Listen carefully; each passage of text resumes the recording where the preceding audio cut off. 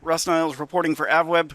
You know, one of the great things about Oshkosh is all of the celebrations that we get here.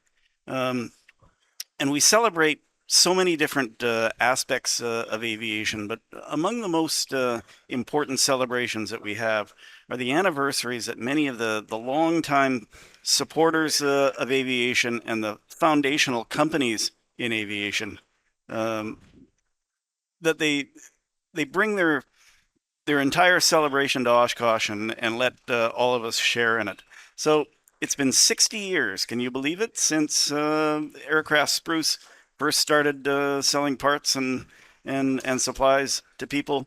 Jim Irwin, CEO of Aircraft Spruce, what's 60 years mean to Aircraft Spruce? Well, it's a quite an accomplishment, we feel. The company was founded 1965 in Fulton, California. My parents founded the company. They had two people, them.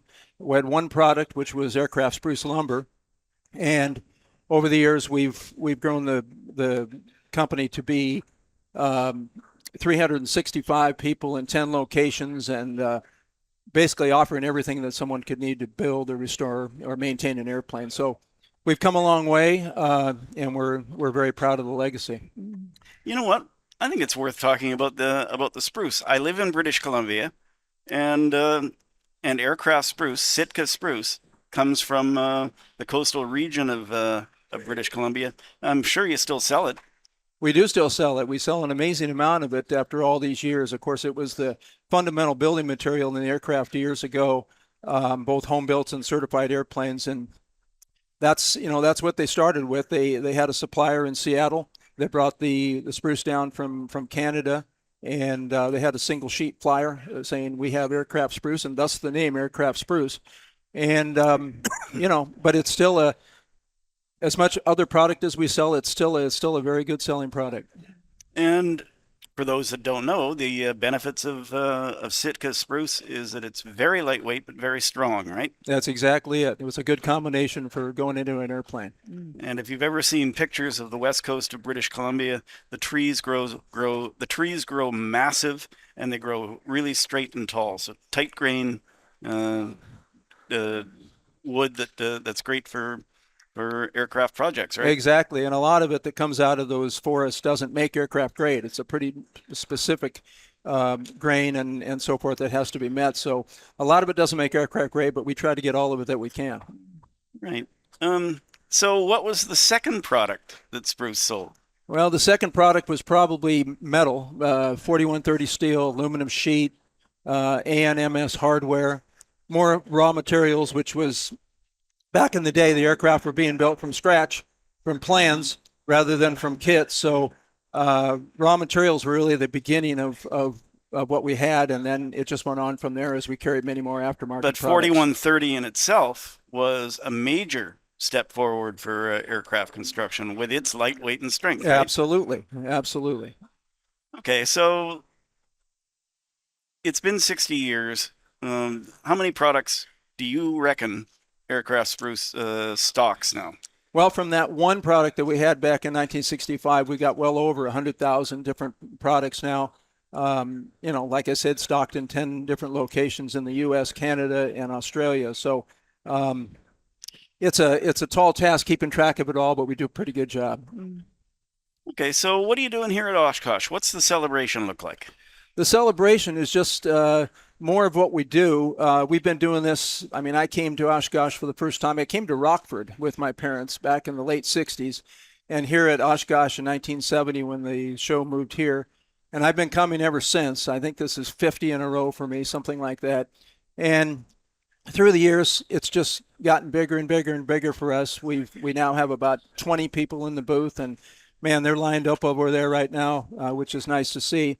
Lots of people here and lots of sales taking place. So it's an ongoing celebration. It took us a long time to get here, and we're going to continue to celebrate what we've done. Well, you are one on one with the people who make this industry run, and that's the people who fly the airplanes, build the airplanes, maintain the airplanes. What's the mood out there? What are people telling you about general aviation in the United States these days? Well, the people we see are nothing but enthusiastic. I mean, the customers that we talk to on the phone every day at our offices and here at the show I mean, they're as enthusiastic as they ever have been. Excited about building airplanes, restoring airplanes, maintaining their certified airplanes. So there seems to be a lot of optimism out there, and from what we see, we got to agree. Now, Mosaic is likely going to become the law of the land or close to it in the next couple of days. Where does Spruce fit into Mosaic? It seems like there's opportunities there too. I think there are. There's opportunities in every new regulation that comes out, and we're very much in favor of Mosaic, obviously, and we think it's going to do great things, not just for us, but for the industry. Okay, so if you had to pick a, a single product over the last 60 years that has made the most impact on this sector of the aviation industry, what would that be and why? Like what's the big deal? But Russ, I got 100,000 of them to pick from. How can I name one product? Well, I think it's been an evolution, from going in the early days when we had just the raw materials. I mean, in the 80s and 90s, we gathered a lot of distributorships from manufacturers like, spark plugs and batteries and wheels and brakes and, just the whole gamut of aftermarket products. So that's we've transitioned a lot into that. And, the staples, of course, are people use a lot of oil. People Yeah. use spark plugs. They use oil filters. But then again, we get into avionics where, we're Garmin dealer and we're U Avionics and all of the major Garmin manufacturers. So, or avionics manufacturers. So all in all, it's a combination of things that make the company work. Well, I think the last 25 years have been about avionics, right? The revolution in avionics. Any idea what the next big thing is? Boy, I don't know, but I'm excited about it. Every time one of the avionics manufacturers come out with something new, it's exciting. People clamor for it, and it's something that makes aviation easier and safer, which is what we're all hoping for. Yeah, well, it's been a pleasure talking to you today, I appreciate that, Russ. Thanks for having me. and keep up the fantastic work and make sure that we can keep getting parts for our airplanes. Well, we certainly will do that, and we can't say enough thanks to all the people out there that have supported us over the past 60 years, and we look forward to continuing to serve them. Russ Niles reporting for AvWeb from AirVenture 2025. Thanks for watching, and be sure to tune in tomorrow to our next edition of Oshkosh Live. Starts at 8:30 in the morning, Oshkosh time. Lots of important, interesting, and maybe even colorful guests. Thanks for watching.